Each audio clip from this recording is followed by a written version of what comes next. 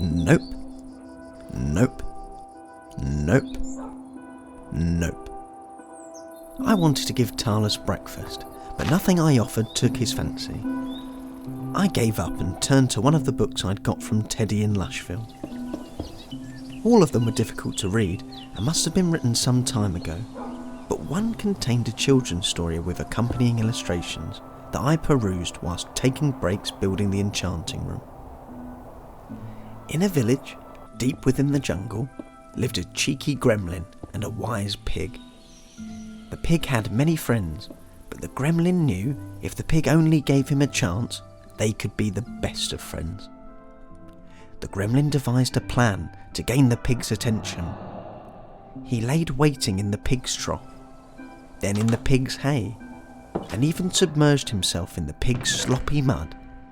But the pig never saw him, much like I didn't see Guest.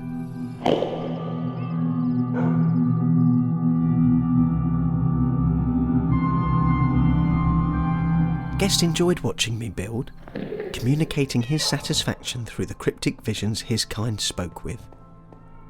Once, I'd managed to communicate back in the same manner, but it was by accident. That didn't stop me trying now. I hadn't seen Guest in a while, and I wanted to ask where they'd been. The visions were images and emotions combined, and it seems that asking a direct question was difficult. Well, all of it was difficult to me, but after considerable focus of will, I fell into a vision of my own making, and sensed that Guest was there too. I found my manifested vision was a memory. The memory of the standoff between Guest and the other Enderman outside the grumpy village. Guest seemed taken aback. Perhaps I wasn't doing it right. But I didn't mind either way, because at long last, I had finally crafted the enchanting table. I was back in the vision. Just like the old dialect of the book I was reading, I only had a superficial understanding of the language and still struggled to respond to Guest as they told me to be careful. He was warning me. Stay away from the other one. It started raining. That hadn't happened. The Endermen faded away.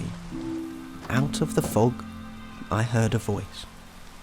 Georges definitely was not there. But he was standing outside now. The veil of warped reality was lifted, as was the ominous feeling Guest had left me with. But my heart still plummeted. The skeleton horses. I have to hide them. Don't mean to trouble you with my unannounced visit.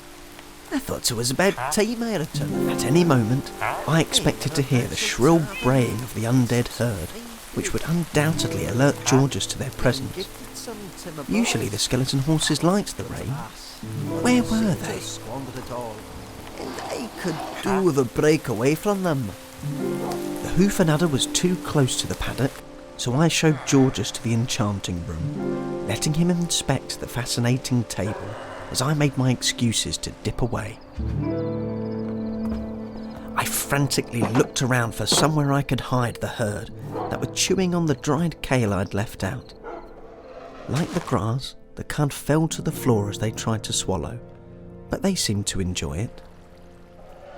Georgia started calling me from outside. I had to remove the kale just to stop the horses from dragging me the other way as I pulled them into the plumbing. I just about closed up the hole as Georges entered the barn, but as he started speaking, I spotted Conker playing in the water trough. You know, this is all quite impressive. Georges noticed the panic in my face. Sorry, I don't mean to give myself a tour. Trying to compose myself, I continued the tour and hurried Georges out of the barn and into the hoof and udder. There it was hard to stay worried, because for some time I'd been looking forward to serving the establishment's very first patron, and Georges was good company.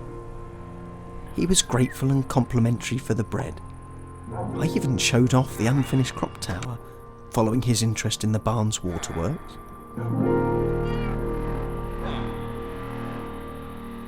When I went to get the Hoofenudder's milk, I was horrified to find residue of yeast in the barrels.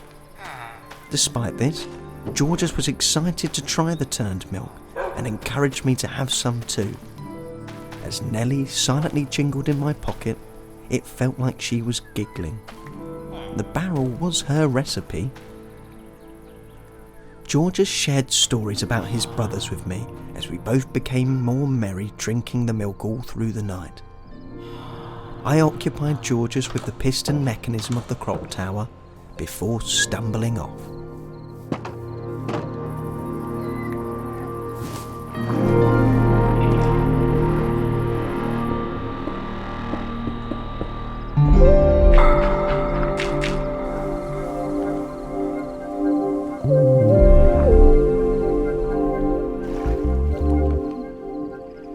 The fermented milk had left me a little frazzled, and I tried to remember some of the funny stories Georges had told me about Brannis and Fergus. At least Nellie was paying attention. Skeleton horses seemed to have an affinity for the flowing water from above and moved through the ripples gracefully. As I watched them, I realised something wasn't right. I counted on my fingers. Vomer, Conker, Palatine, Tibia, Talus, Hamate, Lunate, and... As the euphoria of the milk wore off, I realised Phalanx was missing. After trying and failing to find the escapist, I found Georges where I'd left him, and after waking him up, listened to him as he explained his idea. What do you think? It took me a lot to resist pulling that lever. His idea to connect the crop tower to the existing plumbing might have worked if I hadn't just installed a herd of skeleton horses in the U-bend, but he was onto something. Georges thought I was a wizard when I'd shown him the enchanting table, and at first didn't believe that it had never been used.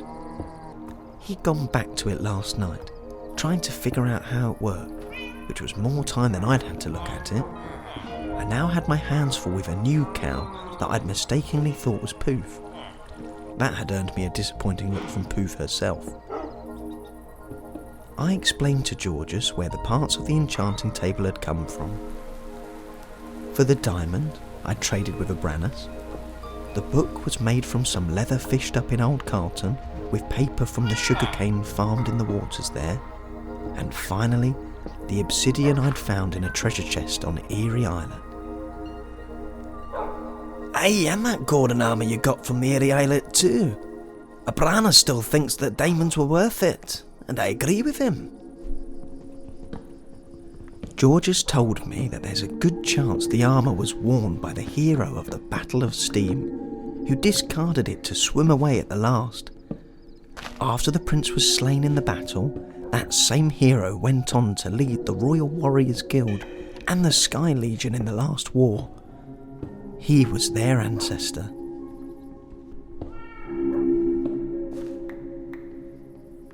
Georges was proud to explain his heritage as we completed connecting the crop tower with the farmhouse.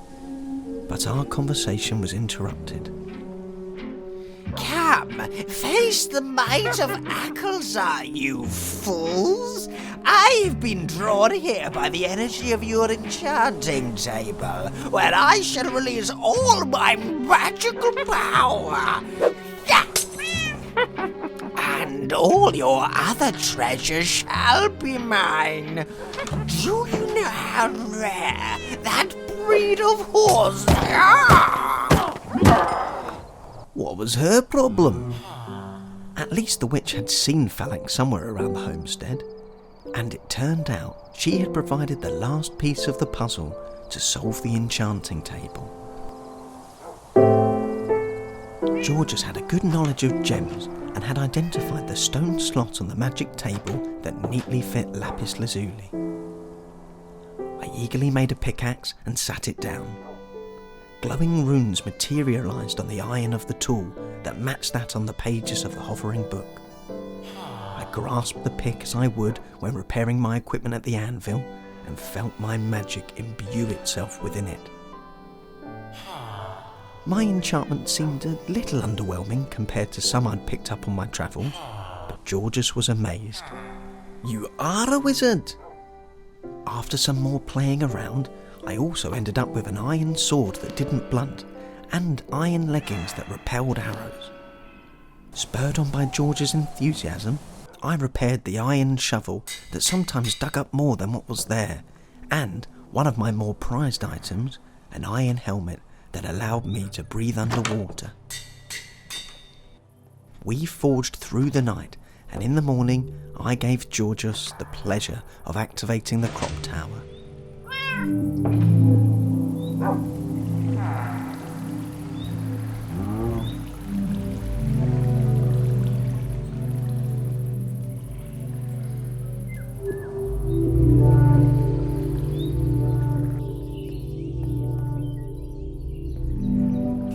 Well, I better get going. Abranus is already gonna chew me head off when I get back. He's been even more irate since the newbies joined. That's when Phalanx appeared, standing right behind Georges. I had to stop him from looking around. I offered to install the grindstone from Lushville on my next visit. Hopefully that might cheer Abranus up. And I also mentioned how Lushville were interested in buying weapons to defend themselves from pillager attacks. After a hearty goodbye, Georges started to turn to have one last look at the place. I was so alarmed I didn't know how I did it. I filled his mind with a vision, albeit for a brief moment. He didn't look back after that, probably feeling quite confused at what had happened. I saddled up Phalanx and put her bravery to the test. She glided through the depths like a bird on air. From my arsenal, I had donned a pair of leather boots that let me walk as the horses did under the waves.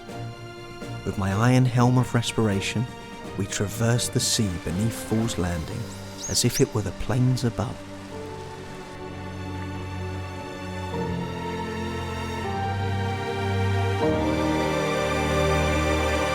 With no leather to repair them, I didn't dare wear the magic leather boots whilst extending the well or finishing the skeleton stables.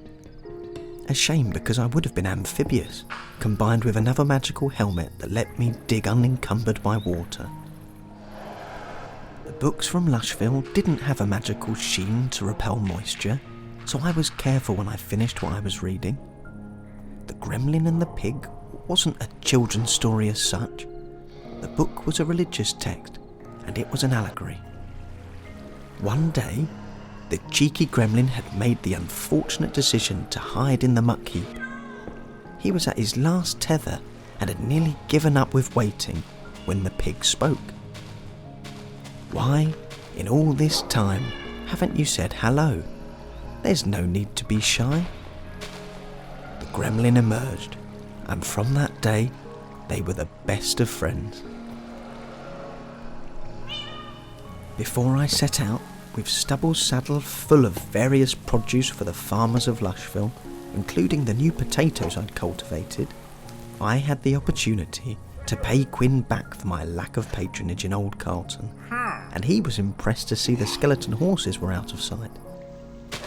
It seemed he was back on his feet anyway, although his new brown llama did remind me of the one Bogey had.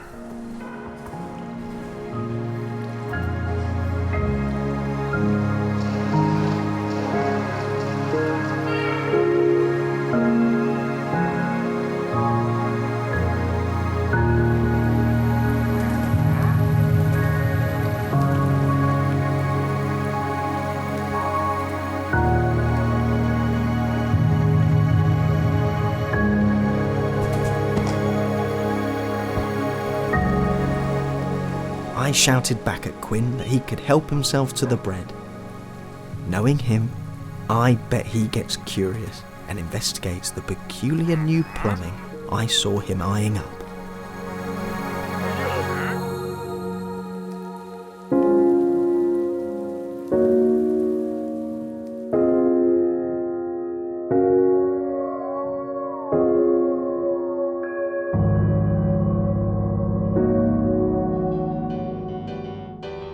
new cow actually fell into the barn twice.